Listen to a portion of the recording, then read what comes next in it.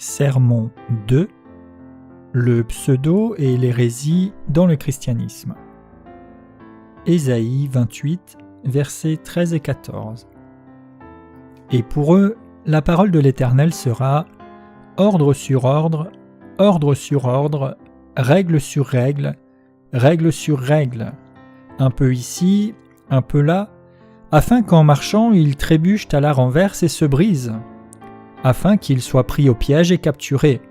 C'est pourquoi écoutez la parole de l'Éternel moqueur, vous qui dominez sur ce peuple de Jérusalem. L'hérésie biblique. Comment la Bible définit-elle l'hérésie ? La Bible aborde cela lorsque certains dont le péché demeure dans le cœur croient en Jésus. Il existe actuellement nombre de pseudo-journalistes, en particulier dans les pays développés. Ils prétendent être des journalistes mais soutirent de l'argent à leurs victimes en les menaçant de révéler ce que leurs victimes ont fait. Pseudo signifie une chose qui ressemble à une autre, mais qui ne l'est pas véritablement. C'est-à-dire que son intérieur est entièrement différent de son extérieur. Les mots hérétique et pseudo sont souvent utilisés par les églises chrétiennes. Mais il n'existe pas de définition claire de l'hérésie ni du sens de pseudo. Peu de gens les enseignent dans leur signification stricte selon la Bible. Dans ce cas, je me sens un peu avant-gardiste en abordant le sujet de l'hérésie, selon la Bible, et en faisant la lumière dessus. Je voudrais également citer quelques exemples d'hérésie, de la vie, auxquels nous devons réfléchir ensemble. Tous ceux qui croient en Dieu doivent réfléchir à l'hérésie au moins une fois dans leur vie. Tite 3, versets 10 à 11, définit l'hérésie tel un homme de division, perverti, et qui pêche en se condamnant lui-même. Un hérétique est quelqu'un qui se condamne lui-même en tant que pécheur. Ceux qui croient en Jésus mais qui ont du péché dans leur cœur sont donc des hérétiques devant Dieu. Jésus a ôté tous les péchés par son baptême. Mais les hérétiques refusent de croire au véritable évangile qui donne le salut aux pécheurs. Ils se condamnent donc eux-mêmes pour faire la queue à la suite des pécheurs. Êtes-vous un hérétique ? Nous devons réfléchir à cela si nous voulons vivre avec une foi juste. Allez-vous vous condamner vous-même en tant que pécheur même si vous croyez en Jésus, comme si vous n'aviez pas encore entendu parler de l'évangile de l'eau et de l'esprit ? Si vous vous considérez comme pécheur, vous rendez alors un mauvais service à Jésus en vous moquant de son salut parfait et de l'évangile de l'eau et de l'esprit. Se prétendre soi-même pécheur devant Dieu, c'est admettre que vous n'êtes pas son fils. Ceux qui confessent à Jésus « Seigneur, je suis un pécheur » doivent revoir leur foi. Puisque Jésus a ôté tous les péchés du monde et qu'il vous a sauvé de la condamnation éternelle, comment pouvez-vous croire en Jésus et prétendre que vous êtes pécheur ? Puisque Jésus a ôté tous vos péchés par son baptême et a été jugé sur la croix pour cela, comment pouvez-vous renier le cadeau qu'il vous a fait dans le salut et vous définir vous-même comme pécheur ? Ces personnes-là sont des hérétiques, car elles sont volontaires pour être pécheurs, loin de la parole de Dieu. Il faut connaître l'évangile de l'eau et de l'esprit pour éviter de commettre l'hérésie devant Dieu. Ceux qui croient en Jésus mais qui n'ont pas connu la nouvelle naissance sont des hérétiques, car ils ont encore des péchés dans leur cœur. Puisque Dieu a ôté tous les péchés du monde, y compris les miens, nous sommes des hérétiques devant Dieu si nous ignorons cette bénédiction du salut. Puisque Dieu est saint, nous sommes des hérétiques si nous abritons des péchés dans nos cœurs. Si nous voulons vraiment devenir des justes, nous devons croire en l'évangile du baptême de Jésus et son sang sur la croix. L'hérésie originelle dans la Bible. Quelle est la plus grande qualité d'un sacrificateur ? C'est d'avoir connu la nouvelle naissance. Relisons 1 Roi 12, versets 25 à 26. Jéroboam bâtit Sichem dans les monts d'Éphraïm et il y habita. Puis il en sortit et bâtit Pénuel. Jéroboam dit en son cœur : « Maintenant, le royaume pourrait bien revenir à la maison de David. » Jéroboam était le subordonné de Salomon. Quand Salomon s'est corrompu à la fin de ces années-là, Jéroboam s'est élevé contre le roi, puis il est devenu lui-même le roi de 10 tribus d'Israël, au temps de Roboam, fils de Salomon. Quand Jéroboam est devenu roi d'Israël, son premier intérêt fut que son peuple retourne en Judée, où se trouvait le temple. Il eut alors une idée pour faire croire qu'il y était arrivé par hasard. Il fabriqua 2 veaux d'or pour les villes de Béthel et de Dan, et demanda à son peuple de les adorer. Dans 1 Roi 12, 28, on peut lire « Après avoir pris conseil, le roi fit 2 veaux d'or. Il en plaça un à Béthel et l'autre à Dan, et dit à son peuple de les adorer, et ce fut là une occasion de péché. Il nomma aussi un sacrificateur pour établir une fête. » Après cet événement, Jéroboam ne revint pas de sa mauvaise voie. Il établit de nouveau des sacrificateurs de haut lieu pris parmi tout le peuple. Tous ceux qui en avaient le désir, il les consacrait sacrificateurs des hauts lieux. 1 Roi 13, verset 33. Il s'agit là de l'origine de l'hérésie. Aujourd'hui encore, les hérétiques nomment n'importe quel volontaire sacrificateur pour accomplir les œuvres de Dieu. Ceux qui ont fini leurs études de théologie peuvent devenir pasteurs, évangélistes, missionnaires ou doyens, même s'ils n'ont pas connu la nouvelle naissance de l'eau et de l'esprit. Comment un homme qui n'est pas né de nouveau peut-il devenir pasteur ? Si un tel homme est nommé sacrificateur, l'Église qu'il a élue est une usine à produire de l'hérésie. Pensons encore à l'origine de l'hérésie. D'abord, Jéroboam a fabriqué des veaux d'or pour Dieu afin de garder sa force politique. Ensuite, il a nommé ceux qui étaient volontaires sacrificateurs. C'est-à-dire qu'il a nommé des gens ordinaires en tant que sacrificateurs, et la même chose se produit aujourd'hui. L'histoire de l'hérésie se perpétue depuis l'époque de Jéroboam. Ceux qui n'ont pas connu la nouvelle naissance de l'eau et de l'esprit ne doivent pas être autorisés à devenir sacrificateurs. Peut-on devenir pasteur ou évangéliste uniquement en faisant des études de théologie ? Peut-on servir Dieu même si on n'a pas été admis par lui ? Non. Seuls ceux qui sont admis par Dieu peuvent devenir ses serviteurs. Ceux qui sont admis par Dieu sont ceux qui ont connu la nouvelle naissance de l'eau et de l'esprit. On peut lire dans 1 Roi 12, versets 25 à 26, et dans 1 Roi 13, que le péché de Jéroboam a provoqué la colère de Dieu. Nous nous devons de connaître cette histoire et si nous ne la connaissons pas, nous devons retourner à la Bible et la retrouver. Imaginez que vous ayez fabriqué des veaux d'or pour Dieu dans votre église. Auriez-vous, par hasard et par bénédiction, insisté pour que vos fidèles retournent à l'évangile de la nouvelle naissance de l'eau et de l'esprit ? Diriez-vous à vos fidèles qu'ils peuvent guérir de leur maladie en croyant en Jésus ? Leur diriez-vous qu'ils seront bénis de richesses ? Nommeriez-vous ceux qui n'ont pas connu la nouvelle naissance, pasteurs ou membres importants de votre Église, en prétendant que votre dénomination est la seule à être orthodoxe ? Si oui, vous commettez le péché que Jéroboam a commis à l'égard de Dieu en provoquant sa colère. Les hérétiques vénèrent le Dieu des veaux d'or. Encore aujourd'hui, nombre d'hérétiques adorent des veaux d'or. Ils prétendent que Dieu a béni Salomon lorsqu'il lui a offert 1000 holocaustes. Dans 1 Roi 3, versets 3 à 5, on peut lire « Salomon suivait l'Éternel et observait les prescriptions de son père David. Mais lui non plus ne sacrifiait ni n'offrait des parfums que sur des hauts lieux. Le roi se rendit à Gabaon pour y sacrifier, car c'était le principal des hauts lieux. Salomon offrit 1000 holocaustes à cet autel. À Gabaon, l'Éternel apparut en songe à Salomon pendant la nuit. Dieu lui dit « Demande ce que tu veux que je te donne. » Ils trichent avec l'argent de leurs fidèles par fraude, avec la promesse des 1000 holocaustes de Salomon. Les pauvres fidèles perdent leur argent. Et ceux qui vénèrent les veaux d'or comme leur Dieu s'occupent de leur argent, qui sert à construire d'énormes bâtiments d'église. Non pas parce que leurs églises sont petites, mais parce qu'ils veulent soutirer de l'argent à leurs fidèles.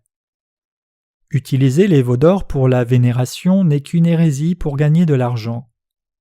Nous qui croyons en Dieu devons nous garder de devenir ce genre d'imbéciles. Si on nous offre de l'argent pour vénérer des veaux d'or, cela n'a rien à voir avec Dieu, mais cela va dans la poche du pseudo-sacrificateur, plein d'avidité, comme Jéroboam. Il ne faut pas tomber dans les pièges de ces hérétiques. Alors pourquoi Dieu était-il heureux des 1000 holocaustes de Salomon ? Parce que Salomon avait reconnu ses péchés. Il savait qu'il devait mourir et c'est pour cela qu'il a offert le sacrifice de la foi. Il a offert 1000 holocaustes en remerciant pour le salut de Dieu. Salomon a offert les 1000 holocaustes quotidiennement en pensant à la rédemption par l'eau et l'esprit. Vous devez désormais connaître la véritable signification de l'hérésie pour ne pas vous faire avoir par de pseudo-sacrificateurs.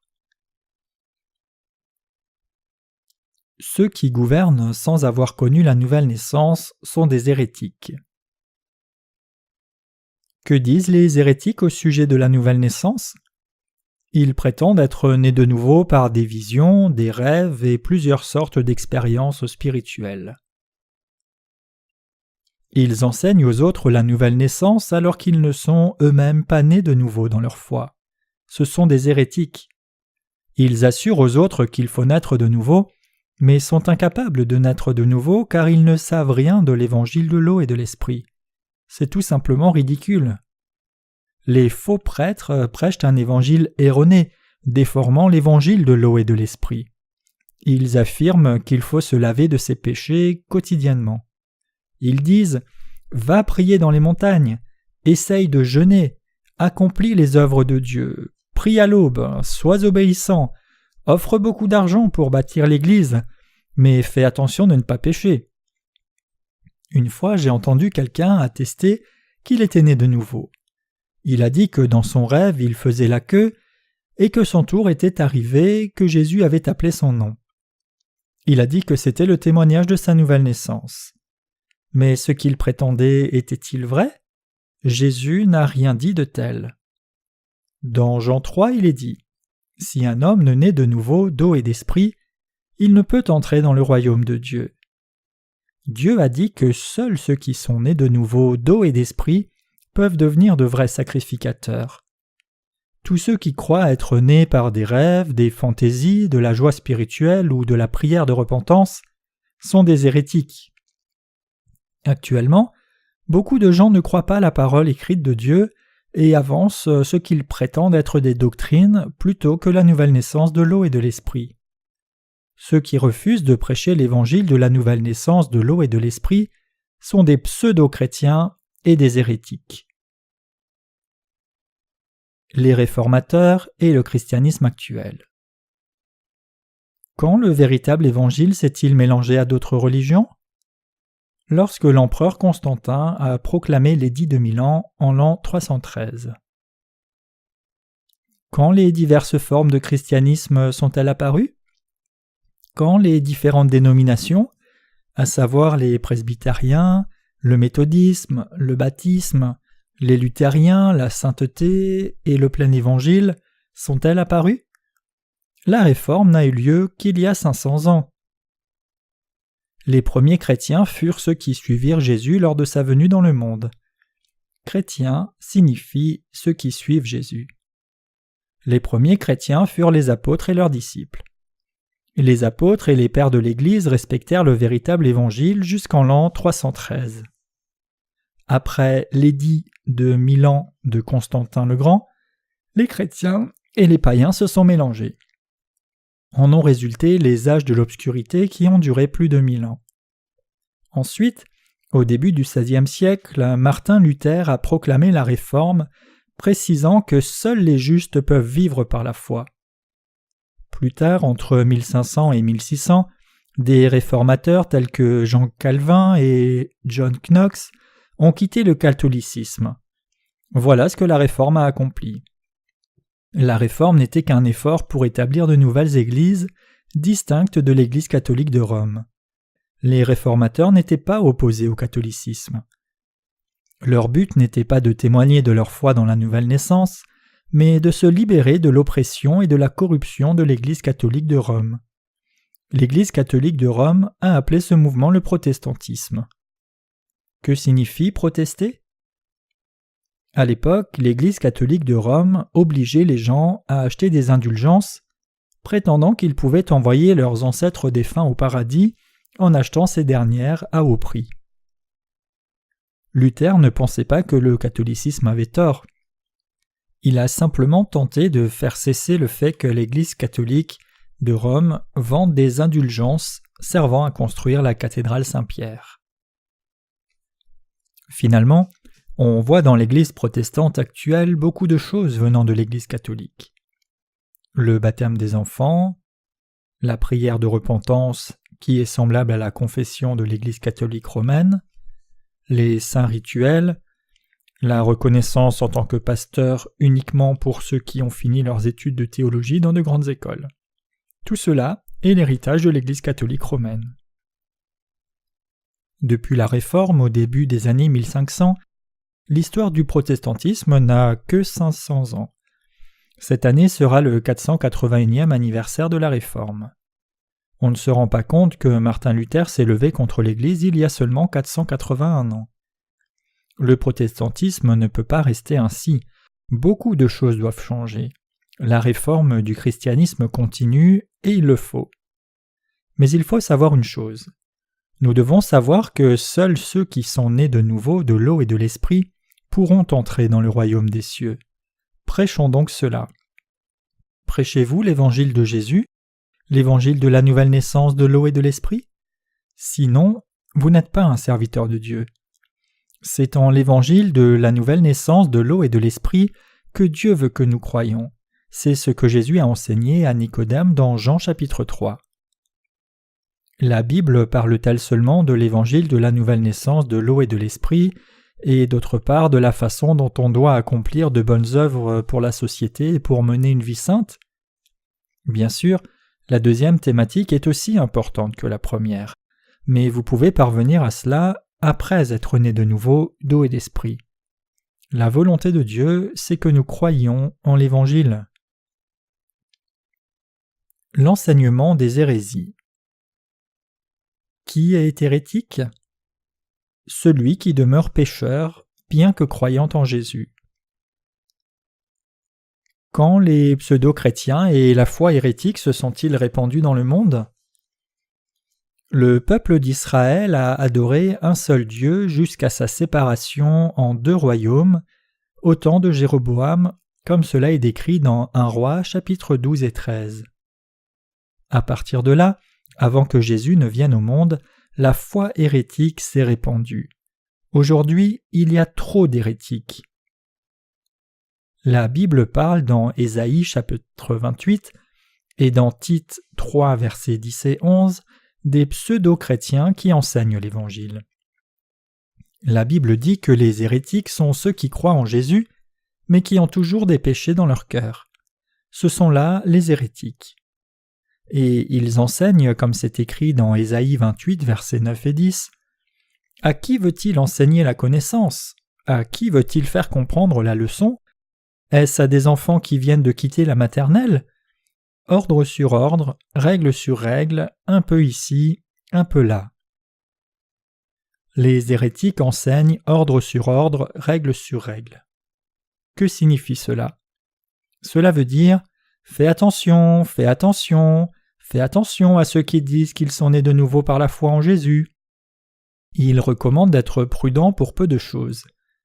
Ils vous disent de ne pas écouter, de ne pas aller, pour ne pas tomber dans l'hérésie. Mais s'ils sont si sûrs qu'il s'agit là de la foi orthodoxe, pourquoi n'appellent-ils pas ceux qui pensent différemment de la parole de Dieu? C'est misérable. Ils prétendent être des chrétiens orthodoxes, mais ils n'ont pas de parole pour vaincre l'hérésie. Le véritable chrétien peut vaincre n'importe quelle hérésie avec la parole de Dieu. Aujourd'hui, les chrétiens orthodoxes attestent que les personnes ayant connu la nouvelle naissance sont des hérétiques seulement du fait que leurs croyances diffèrent des leurs. Pourquoi prétendent-ils que nous sommes des hérétiques, nous qui croyons en l'évangile de l'eau et de l'esprit? Puisque nous prêchons l'évangile de l'eau et de l'esprit, nous sommes de vrais chrétiens orthodoxes. Et puisque les églises orthodoxes ne prêchent pas l'évangile de l'eau et l'esprit, ce sont des hérétiques. La différence entre l'orthodoxie et l'hérésie, c'est l'évangile de l'eau et de l'esprit, la foi en Jésus et le fait de ne pas avoir de péché dans nos cœurs. Comment pouvons-nous être des hérétiques alors que nous croyons la parole de Dieu et sommes nés de nouveau de l'eau et de l'esprit? Est-ce une hérésie de croire au baptême de Jésus, son sang à la croix et de n'avoir aucun péché? Ne pas croire en l'évangile de l'eau et de l'esprit serait-il orthodoxe? Nombre d'usurpateurs qui se sont éloignés de la Bible se prennent pour des chrétiens orthodoxes. Ils sont loin d'avoir connu la nouvelle naissance de l'eau et de l'esprit décrite dans la Bible, puisqu'ils n'y prêchent que le sang de la croix en oubliant le baptême de Jésus, qui est l'eau. Quelle différence y a-t-il entre l'Église catholique de Rome et l'Église protestante aujourd'hui? Comme ils se sont élevés contre l'Église catholique romaine et qu'ils ont érigé le protestantisme à la place de l'Église catholique de Rome, nous devons aussi nous élever contre les chrétiens aveugles et les pseudo-prêtres. Puis nous pourrons ouvrir nos yeux à un véritable évangile. Il est possible de connaître une foi véritable et d'être sauvé par l'évangile de l'eau et de l'esprit. Que faire pour éviter de devenir hérétique? Nous devons naître de nouveau de l'eau et de l'esprit. La Bible nous enseigne que seuls ceux qui croient en l'évangile du baptême de Jésus et en son sang sur la croix ont la véritable foi. Jésus le dit à Nicodème dans Jean 3, versets 1 à 12. Les hérétiques obligent leurs fidèles à avoir la foi. Ils les obligent à prier dès l'aube et à travailler très dur. Cela reviendrait à faire courir un aveugle. Cela ne sert à rien de prier énormément si vous n'avez pas connu la nouvelle naissance de l'eau et de l'esprit. Quand on dit que ceux qui sont nés de nouveau de l'eau et de l'esprit sont des justes, les hérétiques disent en citant Romains 3,10 « Il n'y a pas de juste, pas même un seul ». Avec ce verset, ils traitent les croyants d'hérétiques. Mais ce sont eux les hérétiques. La véritable signification de ce verset n'est pas aussi simple que cela. Les hérétiques n'ont pas lu la Bible intégralement. L'apôtre Paul a dit qu'il n'y avait pas un homme juste dans le monde. Il n'a fait que s'inspirer du verset de l'Ancien Testament qui affirme qu'il n'y avait pas de juste avant Jésus-Christ et qu'il a libéré l'humanité entière de ses péchés par le salut de Dieu. Ceux que Jésus a sauvés sont devenus des justes. Nous en constatons la véracité en lisant le chapitre en intégralité. Les hérétiques demandent à leurs fidèles de se méfier des gens qui ont une foi différente de la leur. Comme leurs églises sont reconnues comme orthodoxes, ils interdisent à leurs fidèles de se rendre dans d'autres lieux. Ils recommandent de ne pas fréquenter mon église qui prêche l'évangile de l'eau et de l'esprit. Ils sont en dehors du véritable évangile et ne peuvent pas avoir connu la nouvelle naissance. Il s'agit là d'enseignements de faux dirigeants qui envoient les enfants de Dieu en enfer. Ils seront jugés par Dieu. Les hérétiques doivent retourner vers Dieu. Qui sont les hérétiques? Sont-ils ceux qui ont été rachetés en croyant l'évangile de l'eau et de l'esprit? Ou ceux qui prétendent croire en Jésus mais ne sont pas nés de nouveau de l'eau et de l'esprit? Tite 3,11 dit que celui qui croit en Jésus mais qui se condamne lui-même est un hérétique. Ils demandent à leurs fidèles de ne pas aller au rassemblement de ceux qui sont nés de nouveau, où l'évangile de la nouvelle naissance de l'eau et de l'esprit est prêché, prétextant que cela serait dangereux. Pourquoi l'orthodoxe aurait-il peur d'une croyance opposée? Il en a peur parce que la vérité n'est pas de son côté. Ordre sur ordre, ordre sur ordre. Les enseignements des hérétiques sont comme cela. Les prêtres hérétiques se servent un peu de ce livre-là, un peu de ce livre-ci, des paroles de philosophes, de la littérature, et le mélange de leurs idées ressort de tout cela. Ils prennent leurs fidèles pour des idiots et tentent de les endoctriner de leurs faux enseignements. Une véritable église comme la mienne prêche la parole de Dieu et enseigne aux croyants la parole de Dieu. Les gens ne viennent pas pour qu'on leur enseigne la façon dont tourne le monde. Au contraire, ils viennent à l'église pour entendre des choses célestes qu'on n'entend pas dans le monde. Ils viennent pour entendre la parole de Jésus. Les gens entrent dans les églises en tant que pécheurs, mais ils veulent en ressortir en tant que croyants justes et sans péché. Mais que leur enseignent les prêtres hérétiques? Ils demandent aux fidèles de ne pas aller au rassemblement de ceux qui sont nés de nouveau, où les serviteurs de Dieu prêchent le véritable évangile. Ils empêchent leurs fidèles de naître de nouveau d'eau et d'esprit. C'est de la folie. Ils peuvent abuser leurs fidèles, mais pas Dieu. Les pseudo-prêtres peuvent-ils faire naître de nouveau leurs fidèles de l'eau et de l'esprit? Non, seules les personnes nées de nouveau peuvent faire naître de nouveau. Hérétique, si vous êtes de véritables serviteurs de Dieu, percevez-vous l'esprit qui s'approche de vous? Il faut vous remettre en question. Vous devez cesser d'interdire à vos fidèles d'aller au rassemblement de ceux qui sont nés de nouveau, où les véritables serviteurs de Dieu prêchent l'évangile de la nouvelle naissance de l'eau et de l'esprit. Les hérétiques enseignent la théologie à leurs fidèles, et aussi s'ils rencontrent d'autres théologies, ils y sont opposés. C'est misérable. Ces pseudo-prêtres sont bons pour gouverner sans la parole de Dieu. Ils ne prêchent, consultent et gouvernent qu'avec l'aide de leurs faux dirigeants. Ceux qui gouvernent et prêchent sans la parole de Dieu sont des hérétiques et des stipendiés. Jean 10, verset 13. Les pseudo-pasteurs sont des hérétiques car leur intérieur diffère de leur extérieur. La plupart des gens prétendent que les églises ne devraient pas avoir l'appellation d'église hérétique. Mais parmi ces églises, il en est une qui ne veut pas avoir ces appellations car les autres églises sont éloignées de la Bible. Les hérétiques demandent à leurs fidèles de se rattacher à eux, mais n'ont aucune solution pour régler le problème de leur péché. Ils commettent le péché de Jéroboam. Si quelqu'un a du péché dans son cœur mais qu'il tente d'accomplir l'œuvre de Dieu, il doit se rendre compte que ses péchés et la sainteté de Dieu sont absolument incompatibles. Il doit savoir qu'il est un hérétique. Par conséquent, si quelqu'un prêche ou s'il obtient le respect dans une église, c'est un pécheur et il doit réaliser qu'il est hérétique. Il est hérétique parce qu'il ne connaît pas l'évangile du salut de Christ, l'évangile de la nouvelle naissance de l'eau et de l'esprit. Si quelqu'un apprend la Bible à un hérétique et enseigne les autres de la même manière, il devient hérétique. Nous devons reconnaître l'arbre à ses fruits.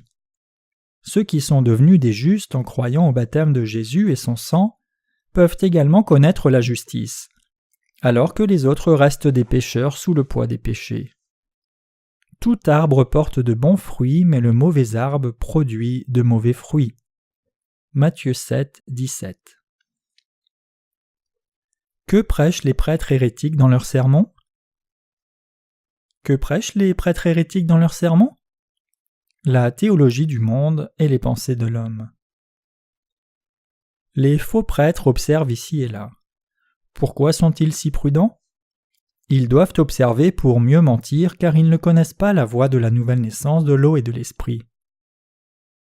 Les hérétiques prennent un peu de ci et un peu de ça. Ils abusent les gens et les éduquent sans la connaissance du véritable évangile. Et pour eux, la parole de l'Éternel sera ordre sur ordre, ordre sur ordre, règle sur règle, règle sur règle, un peu ici, un peu là. Ésaïe 28, verset 13. Ils avancent règle sur règle. Avant, ce mot voulait dire telle chose en grec et aussi telle chose en hébreu, et il existe telle théorie, etc.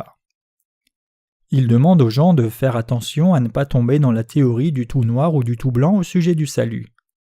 Ils disent « Martin Luther a dit ceci et Jean Calvin a dit cela, quant à John Knox, il a dit ceci et nous pensons que ce qu'ils attestent est vrai. » Ils ne savent pas ce qu'ils disent ni ce qu'ils croient. Quiconque a la véritable foi est conscient de la vérité en termes de noir et de blanc. Les véritables croyants peuvent faire clairement la différence entre les personnes nées de nouveau et celles qui ne le sont pas. Nous prêchons clairement l'évangile de la nouvelle naissance de l'eau et de l'esprit. Quant aux hérétiques, ils sont dans le chaos. Leur foi ressemble à une chauve-souris. Une chauve-souris qui préfère la cave le jour et le monde la nuit. Les hérétiques aiment cette théorie et en croient une autre. Ils ignorent où est la vérité. Lorsque les prêtres hérétiques iront en enfer, leurs fidèles les suivront jusqu'au bout. Par conséquent, beaucoup de gens finiront en enfer s'ils croient les faux prêtres. Votre pasteur est-il né de nouveau? Prêche-t-il, comme je le fais, l'évangile de la nouvelle naissance de l'eau et de l'esprit tel que c'est écrit dans la Bible? Si oui, vous avez de la chance. Dans le cas contraire, vous serez condamné. Si vous n'êtes pas né de nouveau, vous devez écouter l'évangile de l'eau et de l'esprit et lire mon livre qui explique cela. Ensuite, vous naîtrez de nouveau. Les hérétiques haïssent l'évangile de la nouvelle naissance de l'eau et de l'esprit. Ils prêchent « Jésus est venu, a lavé nos péchés et n'a rien fait d'autre. Il continue de laver nos péchés et continuera pour nos péchés futurs. » Mais comment cela est-il possible ? Ils prétendent être des justes, mais ils pêchent sans cesse. Ils sont justes un moment, et puis juste après, ils sont pécheurs. Il s'agit d'une théorie erronée, truquée. Ceux qui sont justes un moment et pécheurs ensuite sont des hérétiques, de faux prêtres. C'est la même chose que de se condamner soi-même ou se corrompre. La malédiction de Dieu se porte sur les fidèles des hérétiques. Sur quoi les hérétiques mettent-ils l'accent ? Sur les œuvres. Les hérétiques ne sont pas cohérents. Ils ne peuvent donc pas conduire leurs fidèles à naître de nouveau de l'eau et de l'esprit lorsque ceux-ci leur demandent une solution pour la nouvelle naissance. Au contraire, ils donnent à ces fidèles des idées ridicules, prétextant que les hommes peuvent naître de nouveau par la fantaisie, et ils ne sont pas au courant qu'ils peuvent naître de nouveau. C'est franchement ridicule. Jésus a dit dans Jean chapitre 3 « Si un homme ne naît d'eau et d'esprit, il ne peut entrer dans le royaume de Dieu. » Cependant, aujourd'hui, les gens nés de nouveau comme moi sont appelés hérétiques. Les prêtres hérétiques, disent-ils, ne peuvent se dire justes car ils sont humbles. Ils disent à leurs fidèles « Ne contactez aucun rassemblement de ceux qui sont nés de nouveau où les prédicateurs tentent de vous faire part de la bénédiction de la nouvelle naissance de l'eau et de l'esprit. Si vous naissez de nouveau, vous deviendrez hérétiques, vous serez chassés de cette Église. Si vous voulez rester avec nous, demeurez des pécheurs, et Dieu fera de vous des justes en temps voulu. » Voilà ce qu'ils affirment. Ils veulent dire en fait que ce n'est pas à vous de décider si vous naissez de nouveau ou non. Les hérétiques disent à leurs fidèles « Vous devez rester avec nous, mais concernant la nouvelle naissance, vous êtes responsables. Vous devez donc y parvenir tout seul. Restez tel que vous êtes à présent et vous irez devant Dieu en temps voulu, et vous constaterez alors la vérité. J'ignore ce qui se passera ensuite, mais notre Église est orthodoxe, alors vous devez rester avec nous. » Croyez-vous que cela soit vrai ? Ces prêtres hérétiques prennent un peu de ci et un peu de ça et fabriquent une théorie. Ensuite, elle devient la seule vérité à leurs yeux. Ils ne connaissent pas la parole de Dieu qui parle de l'eau et l'esprit. Les hérétiques interprètent la Bible selon leurs pensées.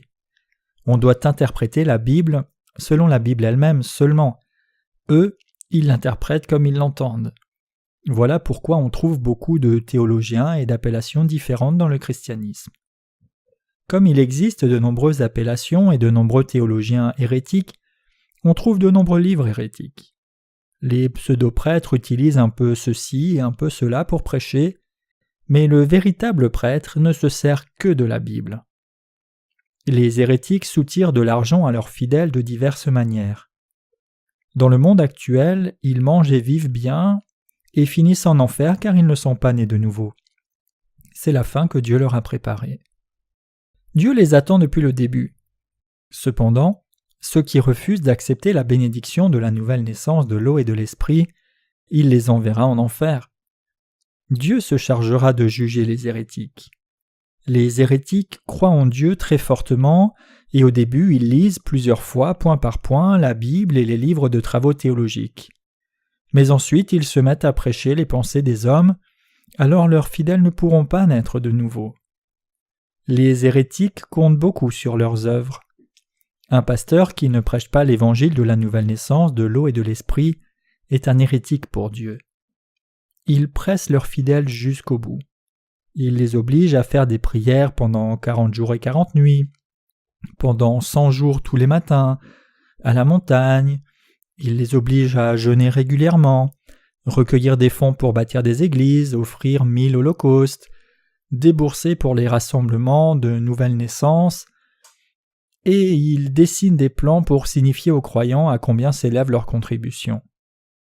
En regardant le fruit de leurs œuvres, on sait qu'ils sont hérétiques. La malédiction de Dieu retombe également sur leurs fidèles.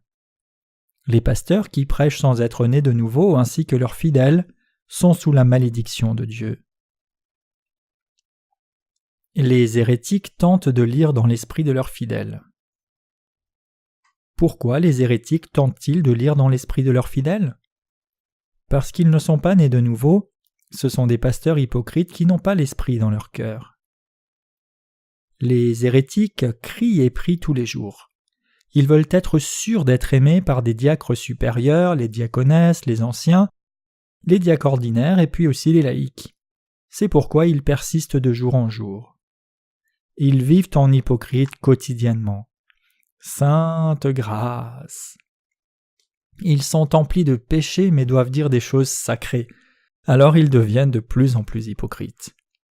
Un prédicateur a dit « C'est une malédiction pour un pasteur de ne pas avoir l'esprit en soi. » Cela signifie que c'est une hérésie que d'accomplir les œuvres de Dieu sans avoir été racheté.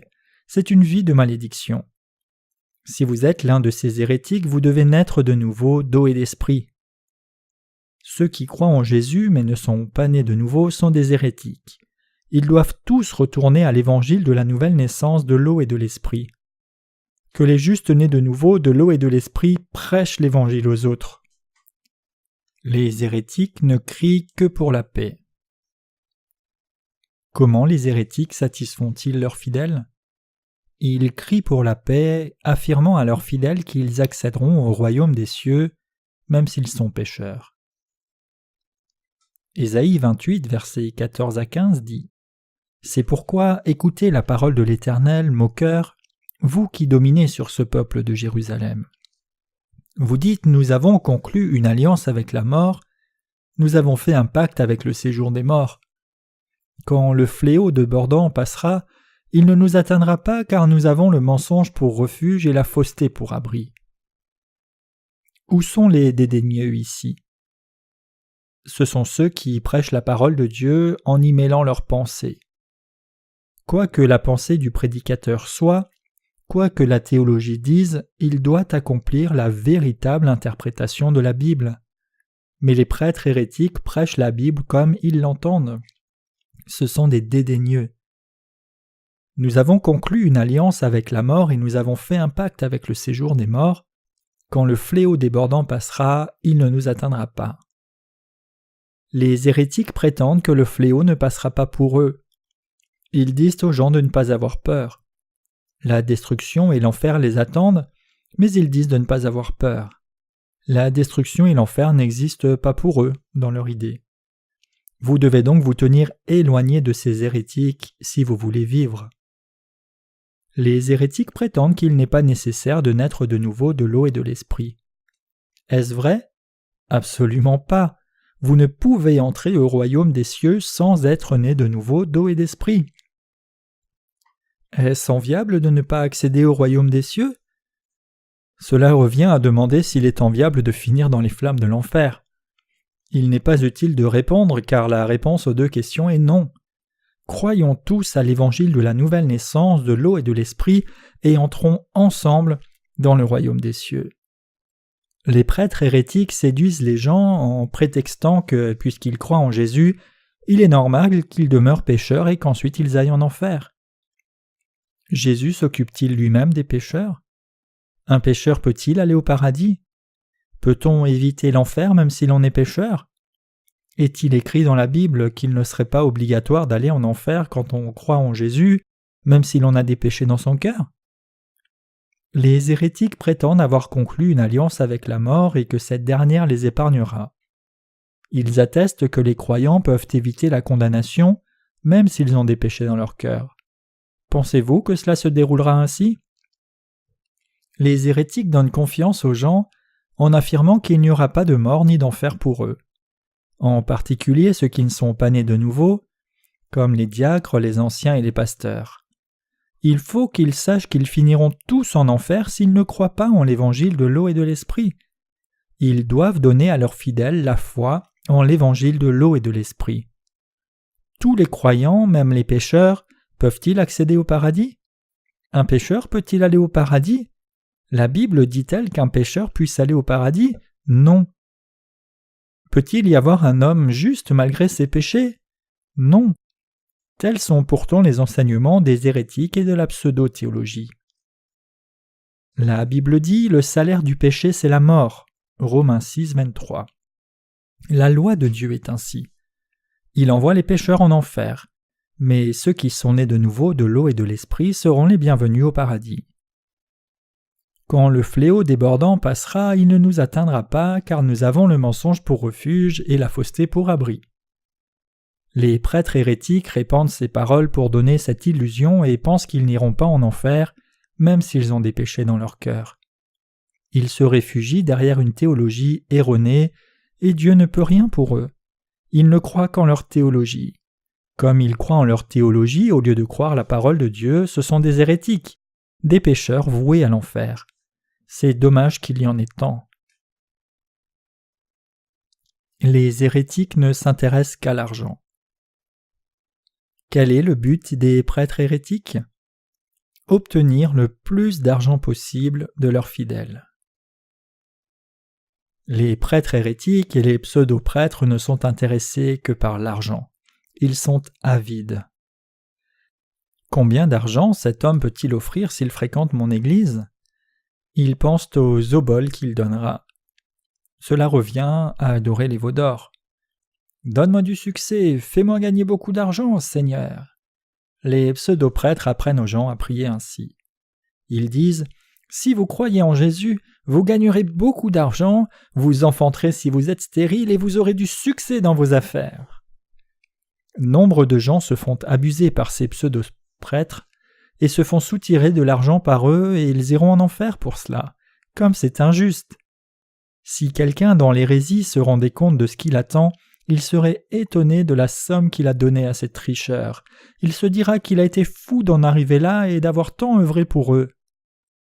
Les hérétiques doivent en particulier pratiquer des choses qu'ils considèrent liées à des religions légitimes. Leurs fidèles s'obligent à verser de l'argent à la prière du matin, à la prière sur les montagnes, aux contributions spéciales, aux deniers du culte et aux offrandes hebdomadaires. Il n'y a que trop de raisons de prendre l'argent des fidèles. Les fidèles travaillent dur, mais ils ont toujours des péchés dans leur cœur, car personne ne leur a enseigné l'évangile de l'eau et de l'esprit. Certains le demandent, mais n'ont pas de réponse. Ceux qui ne sont pas nés de nouveau d'eau et d'esprit sont des hérétiques. Les pauvres hérétiques et leurs fidèles. Qui sont les plus pauvres du monde ? Ceux qui gouvernent sans avoir connu la nouvelle naissance de l'eau et de l'esprit. Ô pauvres hérétiques, vous travaillez surtout pour votre rédemption. Le signe manifeste d'une pseudo-foi, c'est d'adorer les veaux d'or de Jéroboam. La première chose qu'ont accompli les hérétiques dans l'Ancien Testament fut de bâtir un temple et d'y installer des veaux d'or. 1 Roi 12, versets 25 à 33. Aujourd'hui, ils construisent de grandes églises et soutirent de l'argent à leurs fidèles.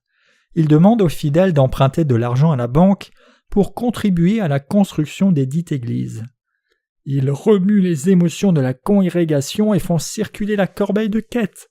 De l'argent, des boucles d'oreilles, des montres en or remplissent immédiatement les corbeilles. Les hérétiques travaillent ainsi, et la même chose se produit dans toutes les églises hérétiques. Ils font mine de s'intéresser aux choses spirituelles, mais en réalité ils ne s'intéressent qu'à l'argent. Je vous conseille de rester éloigné des églises qui ne s'occupent que d'argent. Ne fréquentez pas les églises où seuls les riches sont bien considérés. Il n'est pas bon d'annoncer la somme que chaque assemblée a offerte, car cela ne se fait que pour gagner encore plus d'argent. Les hérétiques ont des discours de tentation auprès des fidèles. Vous serez bénis si vous croyez en Jésus. Accomplissez les œuvres de Dieu. Plus vous travaillerez, plus vous serez bénis. En devenant ancien, vous aurez la bénédiction matérielle. Alors les fidèles se battent pour devenir anciens, et s'il n'y avait aucune récompense à la clé, qui voudrait devenir ancien ? De plus, les anciens doivent avoir un bon revenu matériel et contribuer davantage. Ils sont élus pour leur niveau de doctrine dans leur spécialité, leur pouvoir dans la société, et pour l'argent dont ils peuvent faire profiter l'Église, c'est vrai. Les hérétiques ne s'occupent que d'argent. Bâtir de grandes églises leur tient à cœur. Ils se fichent que leurs fidèles leur offrent beaucoup d'argent et allent en enfer. Les hérétiques travaillent pour le pain. Ils prennent les gens au piège avec des mots doux. Ils distribuent au hasard des titres à leurs fidèles. Ézéchiel 13, versets 17 à 19. Cela signifie les attacher à l'Église et agrandir sa fortune. Les hérétiques ne prêchent pas l'évangile de l'eau et de l'esprit, ils ne cherchent qu'à s'enrichir eux-mêmes. Des gens qui ne fréquentent l'Église que depuis quelques mois peuvent devenir diacres. De plus, pour peu qu'ils connaissent un peu leur doctrine et qu'ils soient financièrement bien placés, ils sont élus anciens. Ils se comportent comme au temps de la tradition des péchés de Jéroboam, qui avait remplacé Dieu par un veau d'or. Les hérétiques vénèrent les veaux d'or, ils ne font naître personne de nouveau. Ils prennent uniquement l'argent des fidèles en les trompant par des promesses séculières. Si leur Église ne connaît pas de problème financier, ils n'ont que faire de leurs fidèles, même s'ils sont voués à l'enfer. Les sermons des hérétiques manquent de conviction.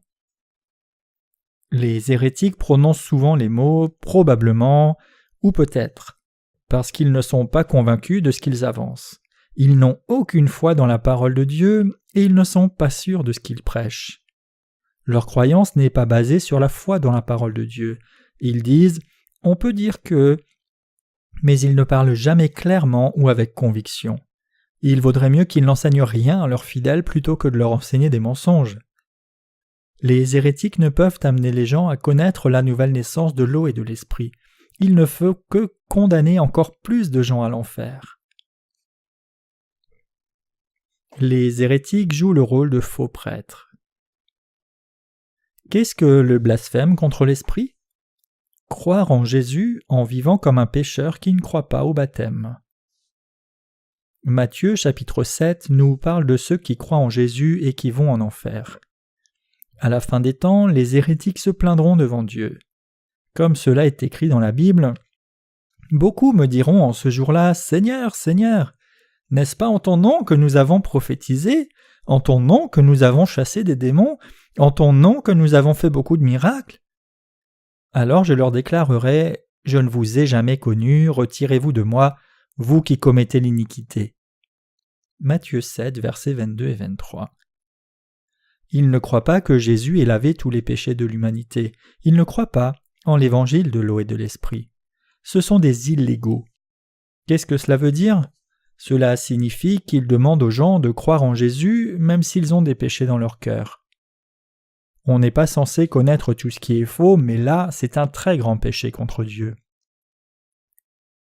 Lorsqu'un pécheur prêche la nécessité de la foi en Jésus, il ne peut amener les fidèles à connaître la nouvelle naissance s'il n'est pas lui-même né de nouveau de l'eau et de l'esprit.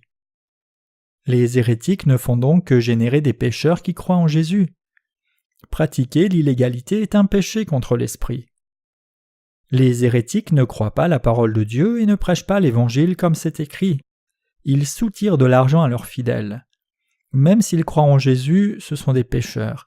Ils tentent d'orienter les autres en n'étant pas nés de nouveau eux-mêmes. De cette façon, ils pratiquent l'illégalité. Les hérétiques sont des justes de pacotille. Comment reconnaître ceux qui sont nés de nouveau et ceux qui ne le sont pas ? En leur demandant s'ils ont du péché dans leur cœur. Ne vous faites pas avoir par ces faux prêtres qui prétendent être pécheurs. Ne leur donnez pas d'argent. Ne donnez pas d'argent que vous avez eu du mal à gagner à ces pécheurs. Pourquoi donner de l'argent à ces prêtres qui ne peuvent vous sauver du péché ? Si vous voulez donner de l'argent à l'Église, attendez au moins que vos péchés soient effacés par l'évangile de l'eau et l'esprit. Comme il existe des imitations dans l'art, il existe aussi des imitations de la vie. Par exemple, l'imitation religieuse qui ne peut laver les péchés du cœur. Comment identifier une religion d'imitation ? L'imitation est une chose semblable de l'extérieur, mais très éloignée de la véritable chose. C'est à vous de décider. Qui sont les vrais prêtres ? Qui sont les hérétiques ? Quelle foi est orthodoxe ? L'orthodoxe croit en Jésus et en sa force de rédemption. Il n'a pas de péché dans son cœur. En revanche, les hérétiques ont du péché dans leur cœur. La plupart des gens sont-ils comme ces hérétiques ? Absolument. Mais retournons à la Bible. Ceux qui croient en Jésus mais qui n'ont pas connu la nouvelle naissance sont des hérétiques. Il est clair que ceux qui sont nés de nouveau sont orthodoxes. Donc ceux qui ne sont pas nés de nouveau sont hérétiques. Les hérétiques sont ceux qui croient en Jésus mais qui ont du péché dans leur cœur. Les hérétiques sont des imitations des justes. Ils savent que pour être sanctifiés, il est nécessaire de croire en Jésus, mais cependant ils ont toujours du péché dans leur cœur. Ils pensent être des pécheurs, mais ils disent pouvoir aller au paradis et adorer Dieu. Ils ressemblent beaucoup aux justes, mais ne nous laissons pas abuser par des imitations.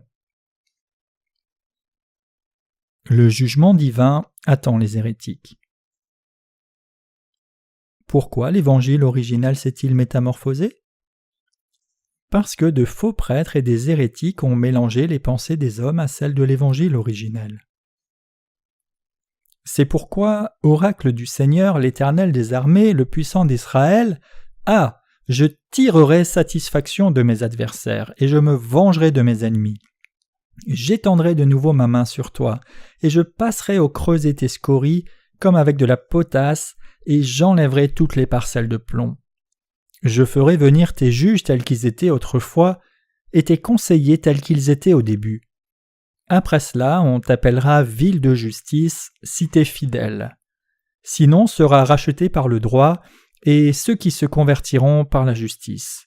Mais le désastre atteindra tous ensemble les rebelles et les pécheurs, ceux qui abandonnent l'Éternel périront. Alors on aura honte des térébintes et des objets de vos désirs, et vous rougirez des jardins que vous vous êtes choisis, car vous serez comme un térébinthe aux feuilles flétries, comme un jardin qui n'a pas d'eau. Le puissant sera comme de l'étoupe et son œuvre comme une étincelle. Ils brûleront tous deux ensemble, et il n'y aura personne pour éteindre. Ésaïe 1, versets 24 à 31. Dieu dit que si l'on croit en l'homme, on aura honte de lui. Il nous dit que l'on peut avoir honte de l'Église choisie pour nous, que c'est comme un arbre dans le jardin qui aurait perdu toutes ses feuilles parce qu'il n'y avait pas d'eau. Il dit que les faux prêtres et les fidèles qui croient dans les idées des hommes, plutôt qu'en la parole de Dieu, deviendront des mèches et leurs œuvres des flammes. Les deux brûleront en enfer. Les pseudo-prédicateurs et les hérétiques ne seront pas rachetés et seront jugés à la flamme de Dieu en tant que pécheurs et ennemis des justes. Les églises bâties uniquement sur la théologie s'élèvent pour devenir aussi grandes que possible, mais sont vides. Les églises qui ne sont pas fondées sur la foi dans la parole de Dieu et l'évangile de la nouvelle naissance de l'eau et de l'esprit sont comme un jardin sans eau. Il peut y avoir un arbre, mais ce sera un arbre mort qui ne portera pas de fruits. Si une source n'a pas d'eau, elle ne peut devenir une fontaine. Le puissant sera comme de l'étoupe et son œuvre comme une étincelle. Ils brûleront tous deux ensemble, il n'y aura personne pour éteindre. Ceux qui n'ont pas l'esprit en eux peuvent se montrer puissants aux yeux d'autrui, mais aux yeux de Dieu, ils sont semblables à des mèches liées pour le feu de l'enfer. Le Seigneur demande « Sentinelle, qu'en est-il de la nuit » Ésaïe 21, 11. Le juste qui a la vie éternelle doit prêcher l'évangile de l'eau et de l'esprit dans l'obscurité de la nuit. Dieu est lumière et Satan obscurité.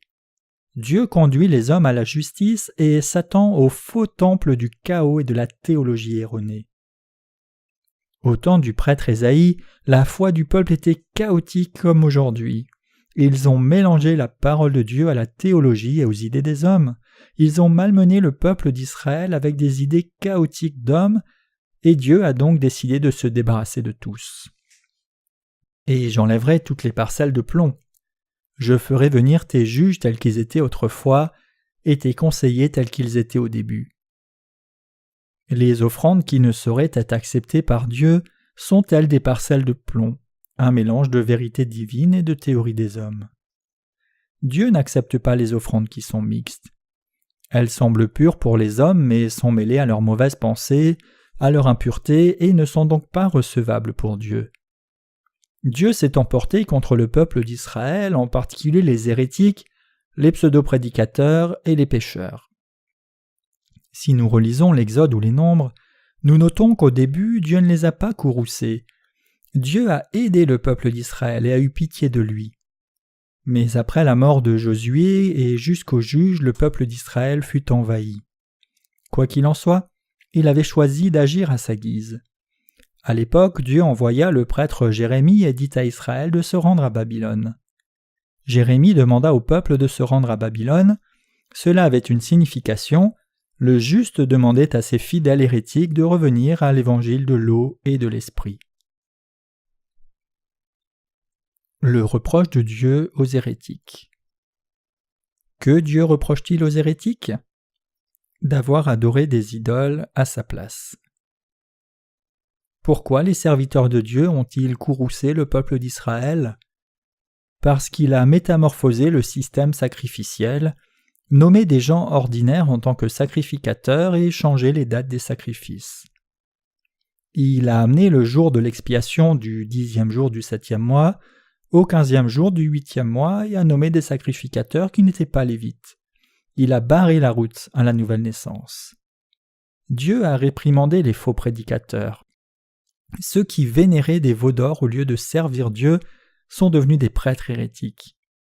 En fait, Dieu ne les a pas réprimandés uniquement parce qu'ils avaient adoré des idoles. Ne nous arrive-t-il jamais, à vous et moi, d'adorer des idoles ? Nous péchons souvent, mais nos iniquités ne sont pas considérées comme des péchés graves, car nous sommes sous la grâce de Dieu. Mais le fait de remplacer Dieu par un veau d'or n'est pas pardonnable. Il en va de même pour le changement du système sacrificiel et la nomination de gens ordinaires en tant que prêtres. Ce sont là de terribles péchés, les plus graves péchés qui soient. Comment le fait d'avoir changé Dieu en veau d'or peut-il être pardonné ? On peut lire dans la Bible que les péchés de Jéroboam ont engendré la colère de Dieu. Dieu avait fait part de sa colère dans l'Ancien Testament. Désormais, il anéantit les pécheurs qui sont contre lui. Dieu a dit à Israël qu'il maudissait ceux qui ne se détournaient pas de l'adoration des veaux d'or. Les hérétiques offrent des sacrifices illégaux. Que doit-on faire avant de servir Dieu ? Être lavé de tous ses péchés. Le roi et les prêtres hérétiques étaient opposés à Dieu et nommaient ceux qui étaient hors du système sacrificiel comme prêtres. Jéroboam, roi à l'esprit mal tourné, ordonna quelqu'un ne faisant pas partie de la famille de Lévi en tant que prêtre. Seuls les membres de la famille de Lévi pouvaient devenir prêtres et œuvrer dans le tabernacle. C'est-à-dire qu'un prêtre devait appartenir à la famille d'Aaron. La loi éternelle de Dieu était ainsi faite. Cependant, Jéroboam nomma des prêtres qui ne faisaient pas partie de la famille de Lévi et offrit des sacrifices au veau d'or. Il faut savoir que cela a provoqué la colère divine. Aujourd'hui encore, ceux qui ne sont pas nés de nouveau de l'eau et de l'esprit deviennent des pasteurs, des anciens et des diacres de l'Église. Cela va à l'encontre de la loi de Dieu et provoque sa colère. Croyez-vous que Dieu aime les sacrifices illégaux ? Les hérétiques doivent détruire leur veau d'or, retourner à Dieu et naître de nouveau.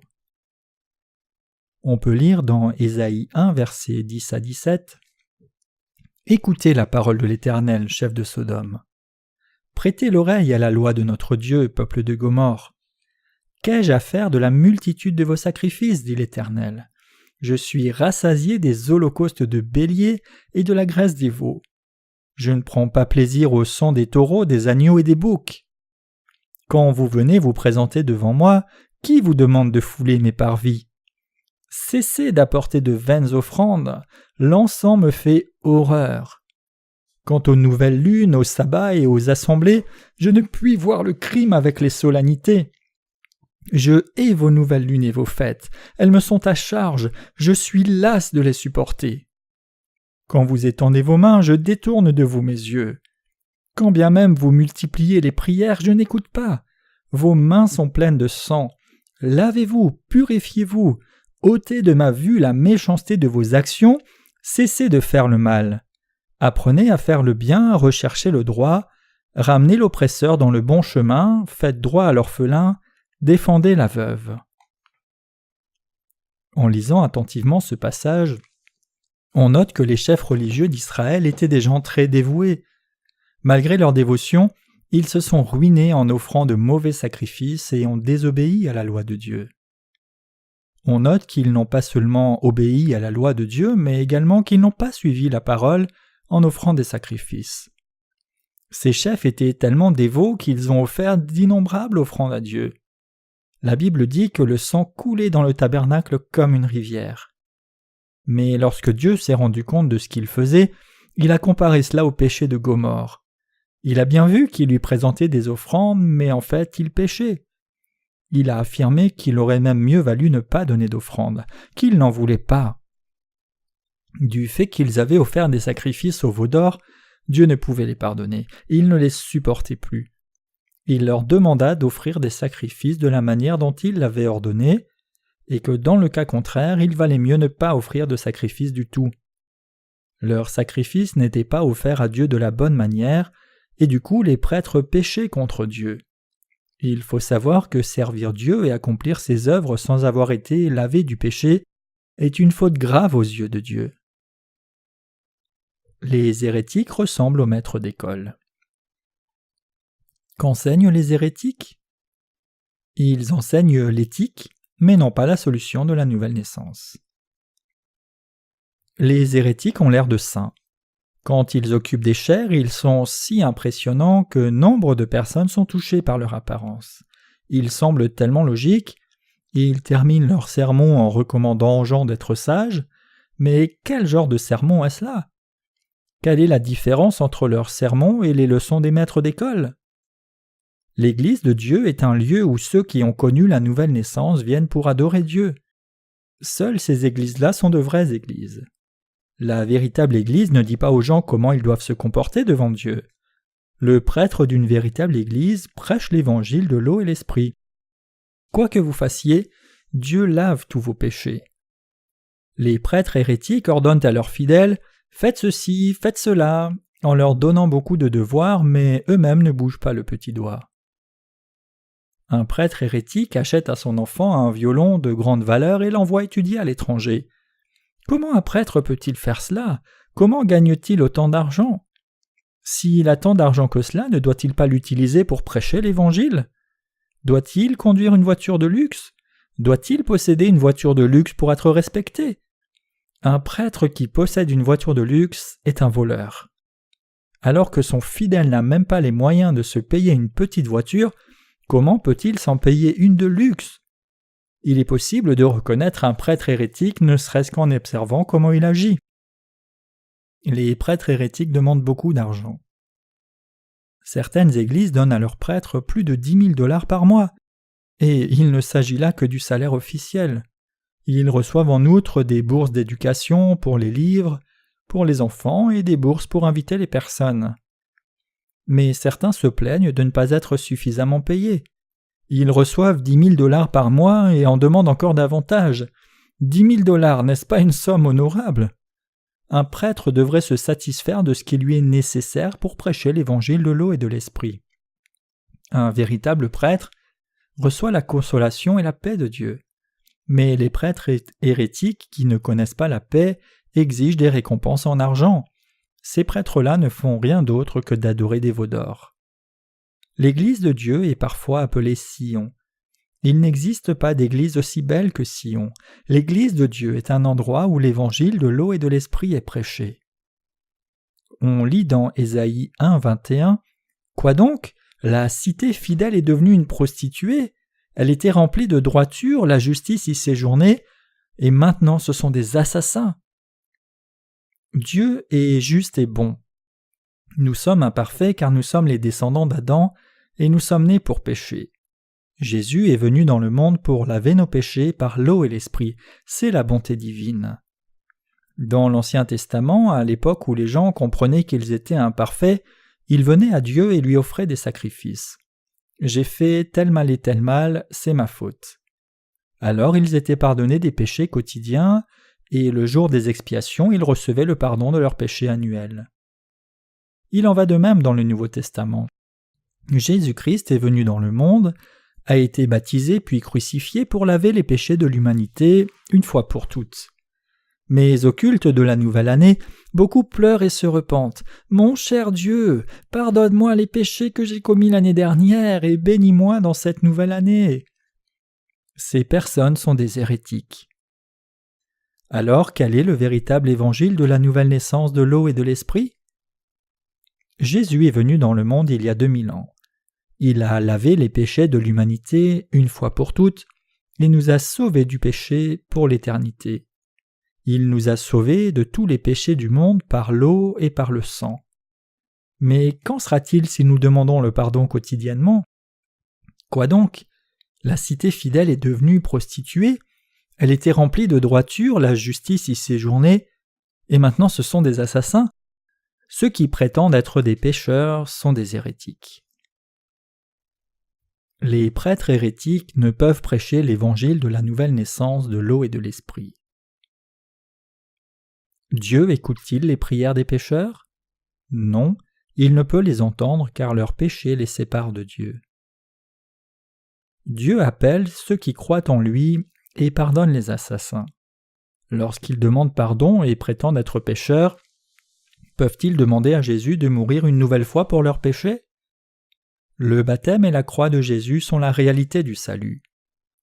Dans 1 Pierre 3, 21, on peut lire que le baptême de Jésus est la figure de notre salut. Jésus-Christ est mort pour sauver l'humanité des péchés une fois pour toutes. Il a lavé les péchés de l'humanité en une seule fois, puis est ressuscité 3 jours plus tard. Désormais, il est assis à la droite de Dieu.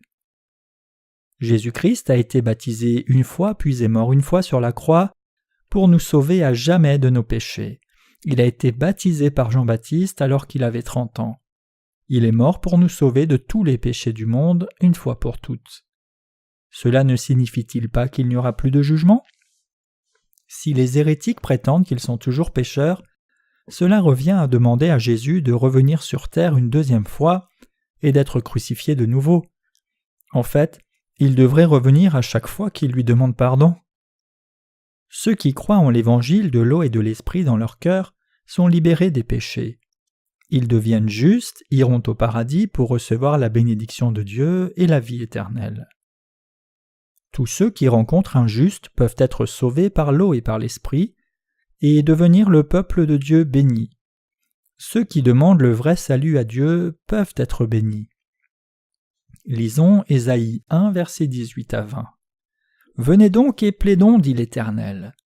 Si vos péchés sont comme le cramoisi, ils deviendront blancs comme la neige. S'ils sont rouges comme l'écarlate, ils deviendront comme de la laine. Si vous vous décidez pour l'obéissance, vous mangerez les meilleures productions du pays.